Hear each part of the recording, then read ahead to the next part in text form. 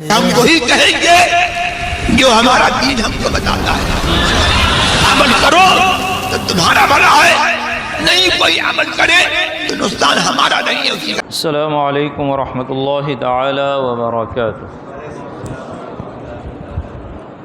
نحمده ونصلي ونسلم على رسوله الكريم اما بعد۔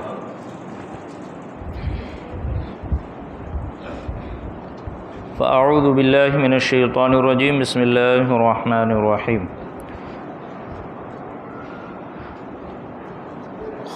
خذ من اموالهم صدقة تطهرهم وتزكيهم،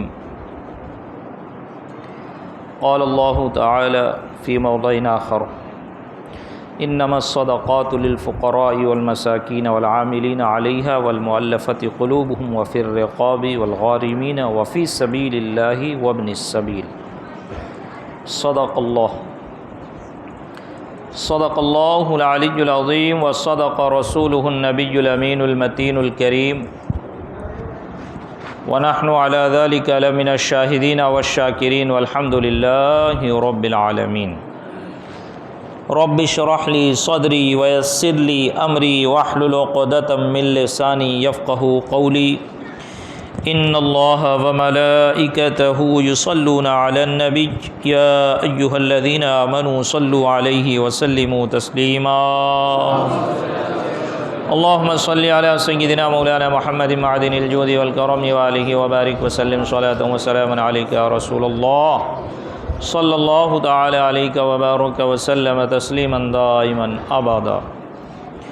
عزیزان ملت اسلامیہ، رفیقان گرامی، گزشتہ ہفتہ آپ نے زکوٰۃ سے متعلق کچھ ضروری مسائل سماعت فرمائے کہ زکوٰۃ کس پر واجب ہے، کس پر واجب نہیں ہے، کس مال پر واجب ہے، کس مال پر واجب نہیں ہے، مالک نصاب کون ہوگا، کون مالک نصاب نہیں ہے، وغیرہ وغیرہ۔ اس سے متعلق آپ نے بالتفصیل مسائل سماعت فرمائے۔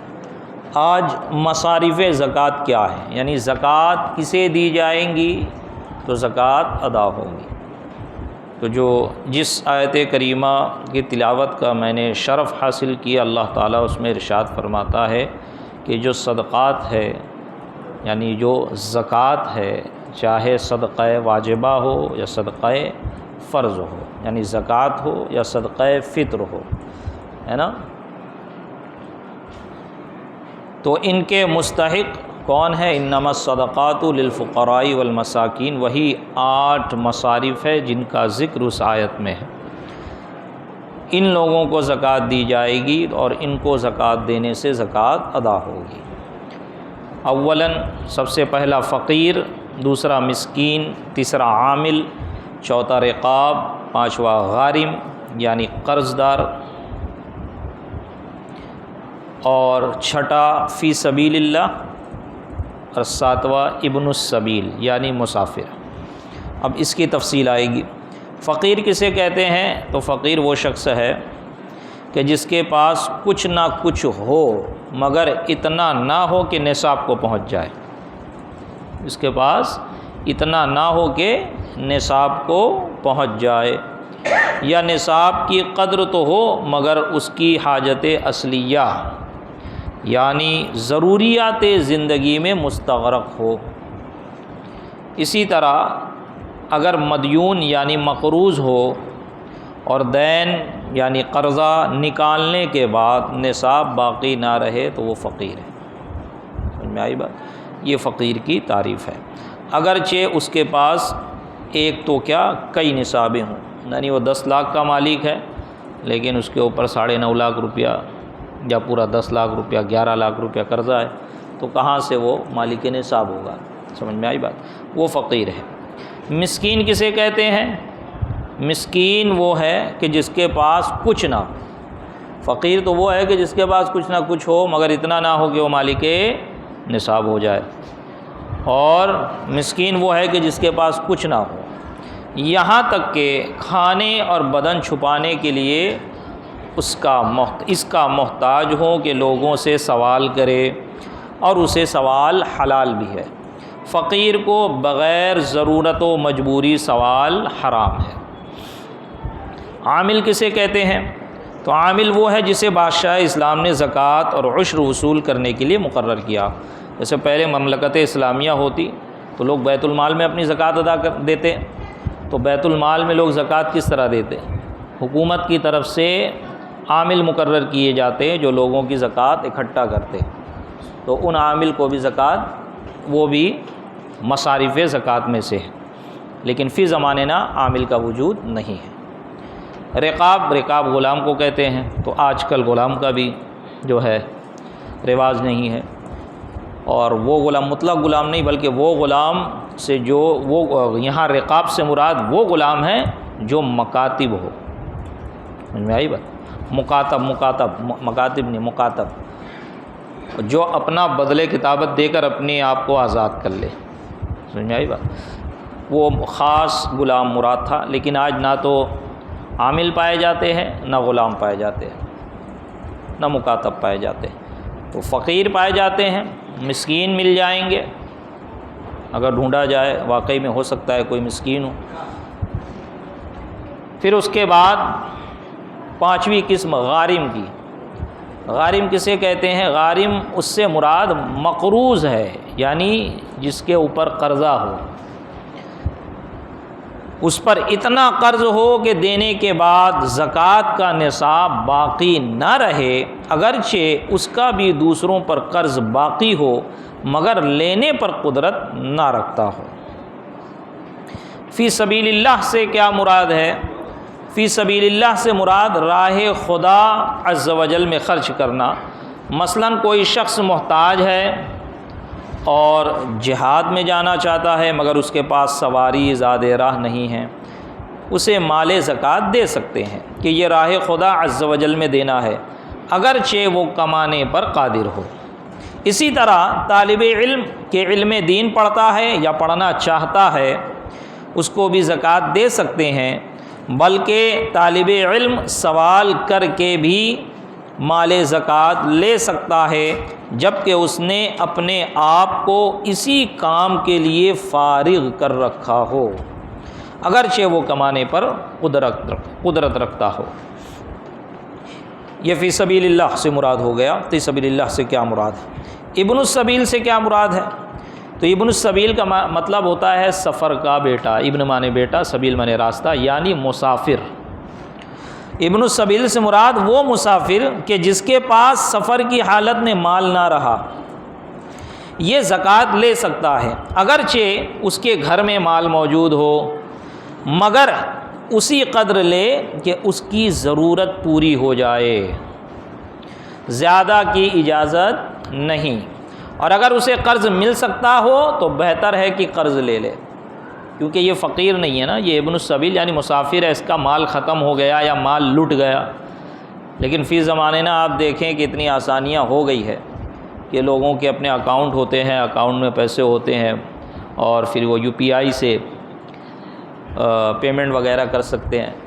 واقعی میں کوئی ایسا اگر پایا جائے مسافر کہ اتنی اس کے پاس سہولتیں نہیں ہیں اور اس کے گھر میں واقعی میں پیسہ ہے یا ایسی جگہ پیسہ ہے کہ فی الحال وہ استعمال نہیں کر سکتا، استعمال کرنے کے لیے اس کو جانا ہی پڑے گا، پیسہ جہاں پر اس کا پیسہ یا اس کا مال ہے اس علاقے میں، اس شہر میں، اگر یہ سب صورتیں پائی جا رہی ہیں تو ہاں اب ایسے مسافر کو زکوٰۃ دے دی جائے۔ کیوں؟ کیونکہ مسافر ابن السبیل کو زکوٰۃ اسی وقت دی جائے گی جب کہ اس کے پاس مال نہ رہے، ہے نا، اور فی زمانے نا مال کئی طریقے سے رہ سکتا ہے، آپ دیکھ ہی رہے ہیں۔ اب دیکھیں یہ تفصیل ان کی بیان ہوئی، کون کون؟ فقیر، مسکین، عامل، رقاب، غارم، فی سبیل اللہ، ابن السبیل، ان کی تعریف بیان ہوئی، یہ لوگ کون ہیں، اور ان کی تعریف بیان کر کے، ان کی ڈیفینیشن بیان کر کے، تاکہ بندے کو سمجھ میں آ جائے کہ جو قرآن پاک میں اللہ تبارک و تعالیٰ نے مصارف زکوٰۃ ذکر کیا ہے اس سے مراد کیا ہے۔ اوپر جن کی نسبت بیان کیا گیا کہ ان کو زکوٰۃ دے سکتے ہیں، کیا ان کا فقیر ہونا شرط ہے؟ تو جن لوگوں کی نسبت بیان کیا گیا ہے کہ انہیں زکوٰۃ دے سکتے ہیں، ان سب کا فقیر ہونا شرط ہے، سوائے عامل کے کہ اس کے لیے فقیر ہونا شرط نہیں، اور ابن السبیل یعنی مسافر کے اگرچہ غنی ہو، کیونکہ اس ایک خاص کنڈیشن میں اس کو زکوٰۃ دی جا رہی ہے نا مسافر کو، اس وقت فقیر کے حکم میں ہے۔ باقی کسی کو جو فقیر نہ ہو زکوٰۃ نہیں دے سکتے۔ کن لوگوں کو زکوٰۃ نہیں دے سکتے؟ کن لوگوں کو زکوٰۃ نہیں دے سکتے؟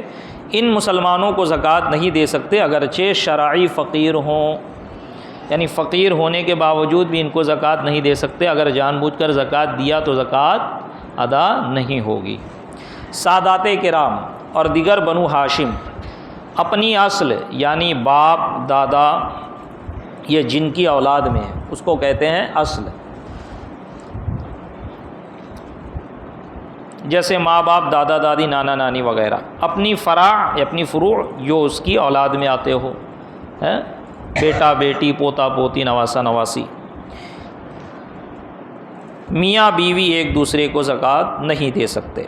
یہ وہ لوگ ہیں کہ جن کو زکوٰۃ اگر دی جائے تو زکوٰۃ ادا نہیں ہوگی اگرچہ یہ شرعی فقیر کیوں نہ ہو۔ بنو ہاشم کون ہیں؟ سادات کو بھی زکوٰۃ نہیں دے سکتے۔ اگر سادات کی مدد کرنا چاہتا ہے بندہ اور سادات فقیر ہے مسکین ہے کوئی سید صاحب، تو اس کو صدقہ نافلہ دے دے۔ سمجھ میں آئی بات؟ صدقہ نافلہ اس کو دے دیا جائے، اس طرح پر اس کی مدد کی جائے۔ بنو ہاشم کون ہے؟ بنو ہاشم یہ بنو عبد المطلب، اور بنو عبد المطلب سے مراد 5 خاندان ہیں، آل علی، آل عباس، آل جعفر، آل عقیل، آل حارث بن عبد المطلب۔ ان کے علاوہ جنہوں نے نبی کریم صلی اللہ علیہ وسلم کی اعانت نہ کی، مثلا ابو لہب کہ اگرچہ یہ کافر بھی حضرت عبد المطلب کا بیٹا تھا مگر اس کی اولادیں بنی ہاشم میں شمار نہ ہوں گی۔ یہ بنو ہاشم، ان کی اولاد بنو ہاشم میں شمار ہوں گی، ان کو بھی زکوٰۃ دینے سے زکوٰۃ ادا نہیں ہوگی۔ کن رشتہ داروں کو زکوٰۃ دے سکتے ہیں؟ ان رشتہ داروں کو زکوٰۃ دے سکتے ہیں جبکہ زکوٰۃ کے مستحق ہوں، بہن، بھائی، چچا، پھوپھی، خالہ، ماموں، بہو، داماد، سوتیلا باپ، سوتیلی ماں، شوہر کے طرف سے سوتیلی اولاد، بیوی کی طرف سے سوتیلی اولاد، ان تمام اگر کو زکوٰۃ دینے سے زکوٰۃ ادا ہو جائے گی جبکہ یہ فقیر شرعی ہو۔ اور فقیر شرعی کسے کہتے ہیں؟ کہ جس کے پاس کچھ مال ہو مگر اتنا نہ ہو کہ وہ خود مالک نصاب ہو جائے۔ ابھی ایک چیز اور یہاں پر ایڈ کروں گا، میں آگے آئے گی انشاءاللہ، وہ میں ترتیب سے چل رہا ہوں کہ بعض اوقات لوگ تحقیق نہیں کرتے ہیں اور بندہ مستحق نہیں ہوتا ہے اور معلوم ہونے کے باوجود اس کو زکوٰۃ دے دیتے۔ کیوں؟ کیونکہ علم نہیں ہوتا ہے کہ اس کو زکوٰۃ نہیں دینا ہے، یہ چیز کا علم نہیں ہوتا ہے۔ سمجھ میں آئی بات؟ ہاں، یہ تھوڑا سا کنفیوژن یہاں رہے گا، انشاءاللہ آگے میں اس کو واضح کر دیتا ہوں۔ کافر کو زکوٰۃ دینا کیسا ہے؟ کافر کو زکوٰۃ دینے سے زکوٰۃ ادا نہیں ہوگی۔ کیوں؟ کیونکہ وہ اس کا مستحق ہی نہیں ہے۔ اولاً جو بھی مصارف ہوں گے ان کا مسلمان ہونا لازم و ضروری ہے نا۔ مدرسہ اسلامیہ میں زکوٰۃ دینا کیسا؟ کہ ابھی جیسے ہی رمضان شروع ہوں گے سارے مدرسے کے سفیر بالخصوص شہر ممبئی کا گشت لگانے لگیں گے، اور میں کئی بار آپ سے کہا بھی ہوں کہ سمجھ لیجئے کہ ہمارے ہندوستان کے مدارس 70% ممبئی سے چلتے ہیں، اور وہ سارے پیسے یہ زکوٰۃ کے ہی ہوتے ہیں، رمضان کے ہی ہوتے ہیں۔ تو اب ان مدارس میں پیسہ دینا زکوٰۃ کا یا زکوٰۃ دینا مدارس اسلامیہ میں کیسا ہے؟ تو ایک غور سے سنیں۔ مدرسہ اسلامیہ اگر صحیح اسلامیہ خاص اہل سنت کا ہو، بد مذہبوں کا نہ ہو، تو اس میں مال زکوٰۃ اس شرط پہ دیا جا سکتا ہے کہ محتمم اس مال کو جدا رکھے اور خاص تملیک فقیر کے مصارف میں صرف کرے۔ مدرسین یا دیگر ملازمین کی تنخواہ اس سے نہیں دی جا سکتی، نہ مدرسہ کی تعمیر یا مرمت یا فرش وغیرہ میں صرف ہو سکتی ہے، نہ یہ ہو سکتا ہے کہ جن طلباء کو مدرسے سے کھانا دیا جاتا ہے اس روپے سے کھانا پکا کر ان کو کھلایا جائے، کہ یہ صورت اباحت ہے۔ اور زکوٰۃ میں تملیک لازم ہے، یعنی مالک بنانا ضروری ہے۔ سمجھ میں آئی بات؟ زکوٰۃ میں مالک بنانا ضروری ہے کہ آپ کی ملکیت سے نکل کے فقیر کی ملکیت ہو جائے وہ۔ یوں کر سکتے ہیں کہ جن طلباء کو کھانا دیا جاتا ہے ان کو نقد روپیہ بنیت زکوٰۃ دے کر مالک کر دیں، پھر وہ اپنے کھانے کے لیے واپس دیں، یا جن طلباء کا وظیفہ نہ اجرتاً بلکہ جن طلباء کا وظیفہ نہ اجرتاً بلکہ محض بطور امداد ہے ان کے وظیفہ میں دے، یا کتابیں خرید کر طلباء کو ان کا مالک کر دیں۔ ہاں اگر روپیہ بنیت زکوٰۃ کسی مصرف زکوٰۃ کو دے کر مالک کر دیں، وہ اپنی طرف سے مدرسہ کو دے دے تو تنخواہ مدرسین و ملازمین وغیرہ جملہ مصارف مدرسہ میں صرف ہو سکتا ہے۔ سمجھ میں آئی بات؟ یہاں پر اخیر میں انہوں نے وہ حیلہ بیان کیا جسے حیلہ شرعی کہتے ہیں، جس کے ذریعے سے مدرسہ میں پیسہ لگایا جاتا ہے، جس سے مدرسے کی عمارت بنائی جاتی ہے، مدرسین کی تنخواہ دی جاتی ہے۔ وہ طریقہ کیا ہے کہ جو فقیر شرعی ہے اس کو زکوٰۃ دی جائے اور اس کو بتایا جائے بھائی یہ پیسہ فلاں فلاں شخص نے دیا ہے اور زکوٰۃ کا ہے، اور آپ فقیر شرعی ہو، ہم آپ کو زکوٰۃ دے رہے ہیں، آپ سے حیلہ شرعی کرانا چاہتے ہیں، اور پھر اس کو حیلہ شرعی کا طریقہ بتایا جاتا ہے۔ وہ بندہ وہ پیسہ اپنے قبضے میں لیتا ہے، چاہے تو وہ کچھ رکھ لیں، چاہے تو کچھ بھی نہ رکھے، پورا اٹھا کے مدرسہ کو دے دے، تو جتنا ثواب زکوٰۃ دینے والے کو ملے گا اتنا ہی ثواب اس شخص کو بھی ملے گا۔ سمجھ میں آئی بات؟ یہ حیلہ شرعی، اس طور پر مدرسے میں پیسہ زکوٰۃ کا مال لگایا جاتا ہے، کیونکہ بہت سے ہمارے بھائی کنفیوز رہتے ہیں کہ بھائی کیسے زکوٰۃ کا پیسہ مدرسے میں لگاتے، مدرسہ تو مستحق نہیں۔ بے شک مدرسہ مستحق نہیں ہے نا، مستحق تو مصارف تو وہی ہے جن کا ذکر ہوا ابھی میں نے۔ مدرسہ آج کے زمانے میں مسلمانوں کے دین کے قلعے ہیں۔ اگر زکوٰۃ کے پیسے حیلہ شرعی سے مدرسے میں نہ لگائے جائے تو مدرسہ 1 سے 2 سال میں سمجھ لیجئے 50% سے زائد مدرسے بند ہو جائیں گے۔ سمجھ میں آئی بات؟ یہ ہم غربائے اہل سنت کی وجہ ہے کہ اللہ تبارک و تعالیٰ نے ان کے سینے میں ایسا دل عطا فرمایا کہ وہ مدرسے کی امداد زکوٰۃ کے طور پہ بھی کرتے ہیں، صدقہ نافلہ کے طور پہ بھی کرتے ہیں، عطیہ کے طور پہ بھی کرتے ہیں، جس کے ذریعے سے آج دیکھیں آپ کہ کوئی گورنمنٹ کا سپورٹ نہیں ہوتا ہے۔ جو ایڈڈ مدرسے بھی ہوتے ہیں نا اس میں صرف تنخواہیں آتی ہے، باقی مدارس کے جو خرچ ہوتے ہیں، بچوں کے خرچ ہوتے ہیں، مکتب کے ہو، مطبخ کے ہو، مکتب کے ہو، پڑھائی کے ہو، دیگر اخراجات ہو، لائٹ بل ہو یا پانی بل ہو، جو بھی ہو وہ سب کے سب انہی پیسوں سے جاتا ہے جو ہماری خیر خواہ عوام اہل سنت چندہ دیتی ہے۔ سمجھ میں آئی بات؟ ہاں خیر، کسی کے پاس حاجت اصلیہ سے زائد سامان نصاب کی مقدار ہو تو اسے زکوٰۃ دینے کا کیا حکم ہے؟ آپ نے سماعت فرمایا کہ فقیر شرعی کو زکوٰۃ دینا ہے نا۔ فقیر شرعی کون ہے؟ ایک بار پھر ذہن میں لے آئے، اور یہ مسئلہ جو میں کہہ رہا تھا اب اس کو ذہن میں رکھے، ذہن میں رکھ کے خود بھی محاسبہ کرے۔ اگر آپ کے گھر میں، آپ کے خاندان میں کوئی زکوٰۃ لیتا ہو تو اسے بھی دیکھے کہ وہ اس حالت میں تو نہیں کہ وہ زکوٰۃ لینے کا مستحق نہیں اور وہ زکوٰۃ لے رہا ہو۔ سمجھ میں آئی بات؟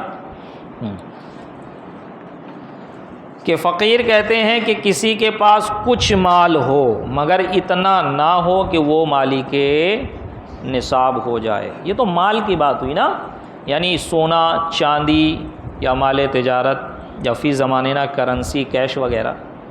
سونے کا ایک الگ نصاب ہے، چاندی کا ایک الگ نصاب ہے۔ سونے کا نصاب 7.5 تولہ، چاندی کا نصاب 52.5 تولہ، ٹھیک ہے۔ 7.5 تولہ سے مراد کیا؟ 75 گرام؟ نہیں، یہاں تولہ سے مراد تولہ شرعی جو مارکیٹ کا بھی تولہ ہے، یعنی 12 گرام۔ مارکیٹ کا بھی تولہ آپ جا کے دیکھیں گے تو 12 گرام ہی ہوتا ہے، وہ 10 گرام اس کو بولا جاتا ہے، وہ 1 تولہ نہیں ہوتا ہے۔ 12 گرام یا 11.66 گرام اگر قدیم اوزان کے حساب سے دیکھا جائے تو 11.66 گرام، جدید اوزان کے لحاظ سے دیکھا جائے تو پورا 12 گرام۔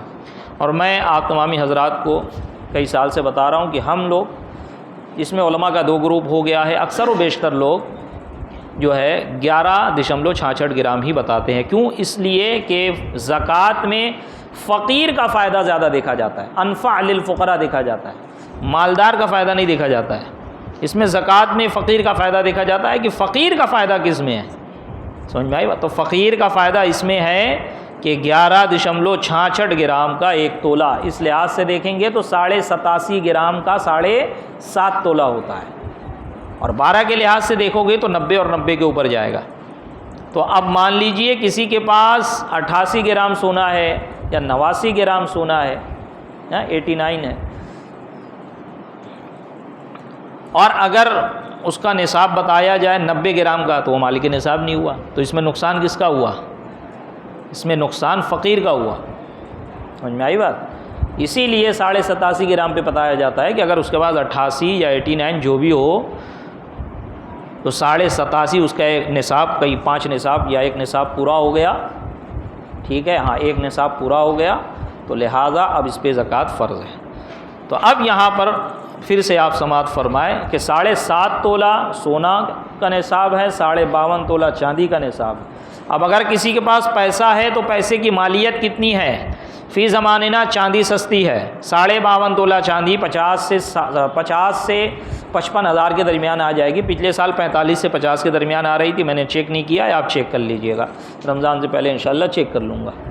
52.5 تولہ چاندی یعنی کہ 630 یا 612 گرام غالباً، یہ 45 ہزار کے اندر آ جائے گی۔ کیش کم سے کم فی زمانہ فی الوقت ابھی 45 سے 50 ہزار کسی کے پاس ہے اور اس میں 52.5 تولہ چاندی آ رہی ہے تو وہ مالک نصاب ہے، ٹھیک۔ یہ تنہا فردن نصاب بتایا گیا کہ فقط کسی کے پاس سونا ہے تو کتنا نصاب ہے، فقط کسی کے پاس چاندی ہے تو کتنا نصاب ہے، فقط کسی کے پاس پیسہ ہے تو کتنا نصاب ہے۔ لیکن عموماً ایسا ہوتا نہیں ہے، عموماً ایسا، ہاں ایسے لوگ بھی نکل آتے ہیں، جیسے لاک ڈاؤن میں ایسی حالت ہو گئی تو 99% لوگوں نے جو مسئلہ پوچھا وہ یہی پوچھا کہ پیسہ نہیں ہے سونا ہے، لیکن جب حالات سدھر گئے تو پھر وہی معاملہ ہو گیا کہ تھوڑا سونا بھی ہے، تھوڑا چاندی بھی ہے، تھوڑا پیسہ بھی ہے۔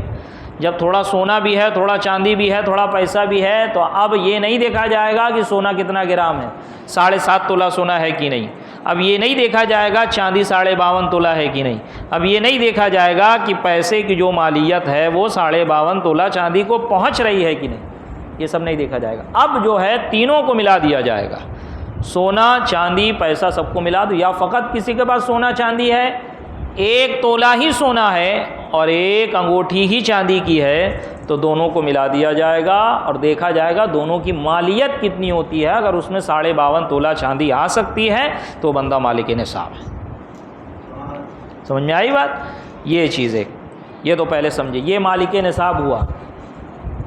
لوگ سمجھتے ہیں کہ مالک نصاب کا مطلب یہ کہ بھائی جب تک 7.5 تولہ سونا نہ ہو جائے، چاندی 52.5 تولہ نہ ہو جائے اور پیسہ اتنا نہیں، اگر آپ کے پاس تھوڑا تھوڑا سب ہے، مال تجارت بھی ہے، اگر تنہا کوئی نصاب کو نہیں پہنچ رہا ہے تو سب کو مکس کر دیا جائے گا اور سب کو ضم کر کے دیکھا جائے گا کہ ان کی مالیت اب کتنی ہوتی ہے۔ سمجھ میں آئی بات؟ تو وہ شخص مالک نصاب ہے۔ اگر کسی کے ساتھ ایسا ہوا ہے تو دیکھیں گزشتہ کتنے سال سے ایسا ہو رہا ہے، اتنے سال کی زکوٰۃ ایک ساتھ ادا کریں۔ سمجھ میں آئی بات؟ اور وہ ادا ہی ہوگی، قضا نہیں ہوگی، زکوٰۃ میں قضا نہیں ہوگی۔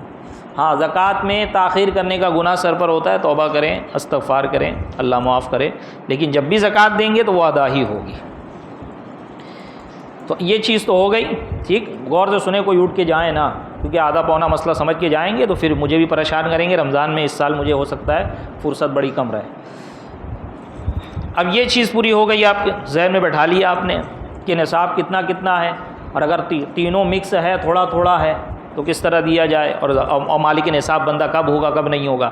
اب یہاں پر دیکھیں ایک چیز پوچھی جا رہی ہے، وہ چیز ابھی تک میں نے اپنے وہ لفظ بھی، شرعی لفظ میں نے اپنے منہ پہ نہیں لایا، اس لیے کہ کہیں آپ لوگ کنفیوژن میں نہ پڑ جائے، کسی چیز کا کوئی آپ کو خلجان نہ رہ جائے۔ وہ کیا کہ فقیر مسکین، ایک ہوتا ہے فقیر، ایک ہوتا ہے مالک نصاب، لیکن ایک بیچ کا ہوتا ہے غنی۔ فقیر نیچے والا سمجھ لے، مالک نصاب اوپر والا سمجھ لے، بیچ میں ہے ایک دوسرے نمبر کا غنی۔ غنی ایسا شخص ہے کہ جو نہ زکوٰۃ لے سکتا ہے، نہ اس پہ زکوٰۃ فرض ہے، لیکن اگر وہ زکوٰۃ دے گا تو زکوٰۃ دینے کا اس کو ثواب ملے گا۔ فقیر اگر زکوٰۃ دے گا نا کہ بھائی میں بھی زکوٰۃ نکالوں، جتنا میرے پاس مال ہے 2.5%، اس کو زکوٰۃ کا ثواب نہیں ملے گا۔ لیکن غنی جس کے اوپر زکوٰۃ فرض نہیں ہے اور نہ وہ زکوٰۃ کا مال لے سکتا ہے، وہ مستحق زکوٰۃ بھی نہیں ہے، لیکن وہ زکوٰۃ نکالے گا اپنے مال کی تو اس کو زکوٰۃ کا ثواب ملے گا۔ وہ غنی کون ہوگا؟ وہ سنیں ادھر، کسی کے پاس حاجت اصلیہ سے زائد سامان نصاب کی مقدار ہو تو اسے زکوٰۃ دینے کا کیا حکم ہے؟ کیا سوال کیا کہ کسی کے پاس زائد سامان، مال نہیں سامان، اس لیے سامان لکھ دیا کہ سامان کی مالیت بھی اگر اتنی پہنچ جائے تو اگرچہ وہ زکوٰۃ دے، اس کے اوپر زکوٰۃ فرض نہیں ہے لیکن وہ زکوٰۃ لے بھی نہیں سکتا ہے۔ سمجھ میں آئی بات؟ کہ کسی کے پاس کتابیں ہیں اور کتاب اس کے مصرف کی نہیں ہے، اس کے کام کی نہیں ہے، جیسے آپ ہی لوگ فتاوی رضویہ خرید لو، فتاوی امجدیہ خرید لو، فتاوی بحر الرائق وغیرہ خرید لو، عربی کتابیں خرید لو، کئی ہزار کی آتی ہے، 2-4 فتاوی کی کتاب خرید لو تو ایسی 50,000 پہنچ جائے۔ آپ لوگوں کا کیا کام؟ عوام کا اس سے کیا کام؟ یا ڈاکٹری کی کتاب آپ خرید لیجئے۔ سمجھ میں آئی بات؟ اسی طرح آپ کے گھر کے سامان ہو، اسی طرح آپ نے پراپرٹی بنائی ہو، گھر خریدا ہو، زمین لی ہو اور تجارت کے غرض سے نہ ہو اور ایسے ہی ہو اور اس کی مالیت بہت ہو، یعنی 52.5 تولہ چاندی سے زیادہ ہو، اب اس پہ تو زکوٰۃ نہیں ہے نا، کیونکہ بس زکوٰۃ سونا چاندی مال تجارت پہ ہے اور آپ تجارت کی غرض سے پراپرٹی آپ نے بنائی نہیں ہے۔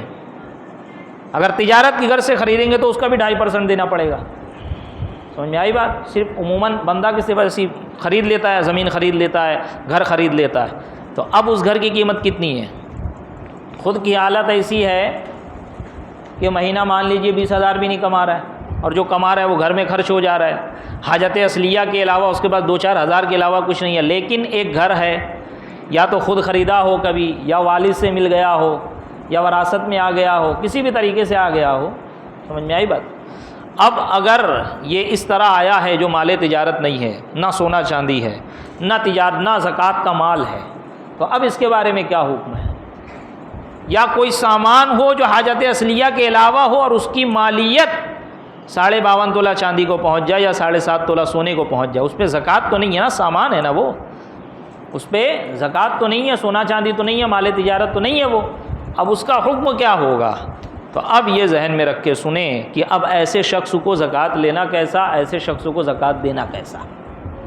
سمجھ آئی بات؟ جس کے پاس ضرورت کے سوا ایسا سامان ہے جو مال نامی نہ ہو، نامی کہتے بڑھنے کو، مال نامی نہ ہو اور نہ ہی تجارت کے لیے ہے، اور وہ 52.5 تولہ چاندی کی قیمت کے برابر ہے تو اسے زکوٰۃ نہیں دے سکتے، اگرچہ خود اس پر زکوٰۃ واجب نہیں ہے، لیکن غنی اگر زکوٰۃ دے گا تو اس کو زکوٰۃ کا ثواب ملے گا۔ اس کی ایک مثال اور دے دوں کہ ہمارے گھر میں عورتیں ہوتی ہیں، ان کے پاس سونا ہوتا ہے، کسی کے پاس 1 تولہ سونا ہے، کسی کے پاس 2 تولہ سونا ہے، 7.5 تولہ سونا نہیں ہے اور چاندی بھی نہیں ہے ان کے پاس، پیسہ بھی نہیں ہے ان کے پاس، تو اب ان پہ زکوٰۃ فرض نہیں ہے نا، لیکن وہ زکوٰۃ لے بھی نہیں سکتی ہے، اور وہ زکوٰۃ اگر دے گی کیوں؟ کیونکہ وہ غنی ہے، اور غنی کا حکم یہ ہے کہ اس پہ قربانی واجب ہے، اس پہ صدقہ فطر واجب ہے، اور وہ زکوٰۃ نہیں لے سکتا، اور زکوٰۃ دے گا تو زکوٰۃ ادا ہو جائے گی، زکوٰۃ دینے کا اس کو ثواب ملے گا۔ سمجھ میں آئی بات؟ یہ تھوڑا ڈیفیکلٹ بھی ہو سکتا ہے، اسی لیے بارہا کہا جاتا ہے کہ زکوٰۃ نکالنے سے پہلے یا زکوٰۃ دینے سے پہلے آپ علماء کرام سے رابطہ کر لیں، اگر کچھ تشنگی باقی رہ گئی ہو تو آپ بعد میں پوچھ سکتے ہیں۔ زکوٰۃ کی ادائیگی درست ہونے کے 2 شرائط ہیں، نیت اور مستحق زکوٰۃ کو اس کا مالک بنا دینا، یعنی اس کے قبضے میں دے دینا۔ سمجھ میں آئی بات؟ زکوٰۃ ایک تو نیت ہونی چاہیے کہ یہ مال جو میں نکال رہا ہوں زکوٰۃ کی نیت سے نکال رہا ہوں اولاً، اور ثانیاً یہ کہ جس مصرف یا مصارف زکوٰۃ میں سے جس مصرف کو دیا جا رہا ہے، فقیر کو دیا جا رہا ہے، اس کو مالک بنا دے، اس کو مالک بنا دے کہ بھئی یہ تمہارا ہو گیا، ہبہ نہ کرے، اس کو مالک بنا دے۔ یہ 2 چیز شرط ہے۔ زکوٰۃ دیتے وقت نیت کرنا بھول گیا تو کیا حکم ہے؟ اگر زکوٰۃ میں وہ مال دیا جو پہلے ہی سے زکوٰۃ کی نیت سے الگ رکھا تھا تو زکوٰۃ ادا ہو گئی۔ سمجھ میں آئی بات؟ اگرچہ دیتے وقت زکوٰۃ کا خیال نہ آیا، اور اگر ایسا نہیں ہے تو جب تک محتاج کے پاس موجود ہے دینے والا نیت زکوٰۃ کر سکتا ہے، اور اگر اس کے پاس بھی نہیں تو اب نیت نہیں کر سکتا، دیا گیا مال صدقہ نفل ہو گیا، صدقہ نافلہ ہو گیا۔ سمجھ میں آئی بات؟ تو لہٰذا زکوٰۃ دیتے وقت نیت کرے، یا اگر دیر ہو گئی ہے تو دیکھ لیں جس کو میں نے زکوٰۃ دیا ہے اس کے پاس مال موجود ہے کہ نہیں۔ اگر اس نے ابھی مال خرچ نہیں کیا ہے، وہ پیسہ سونا چاندی جو بھی آپ نے دیا ہے وہ خرچ نہیں کیا ہے، اس کو استعمال نہیں کیا ہے، تو آپ زکوٰۃ کی نیت کر لیں، آپ کی زکوٰۃ ادا ہو جائے گی۔ اور اگر آپ نے زکوٰۃ کی نیت نہ کی، ایسے ہی مال دے دیا اور اس نے خرچ بھی کر لیا اور اب آپ نیت کرنا چاہیں تو زکوٰۃ نہیں ہوگی، وہ صدقہ نافلہ ہو جائے گا۔ زکوٰۃ کے لیے الگ سے اب پیسہ وغیرہ جو بھی نکالنا ہے نکالے۔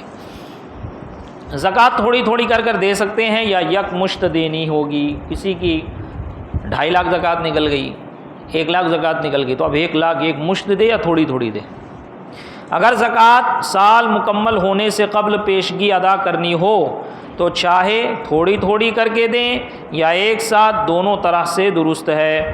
اور اگر سال گزرنے پر زکوٰۃ فرض ہو چکی ہو تو فوراً ادا کرنا واجب ہے، تاخیر پر گناہ گار ہوگا، لہٰذا ایک مشت دینا ضروری ہے۔ اب ایک مشت دینا ضروری ہے، جیسے مثال کے طور پر کسی پر زکوٰۃ مان لیجئے 14 شعبان دوپہر 12 بجے وہ مالک نصاب ہوا ہے نا، تو اب یہ سال 14 شعبان دوپہر 12 بجے اس کو زکوٰۃ دینا فرض ہو گیا۔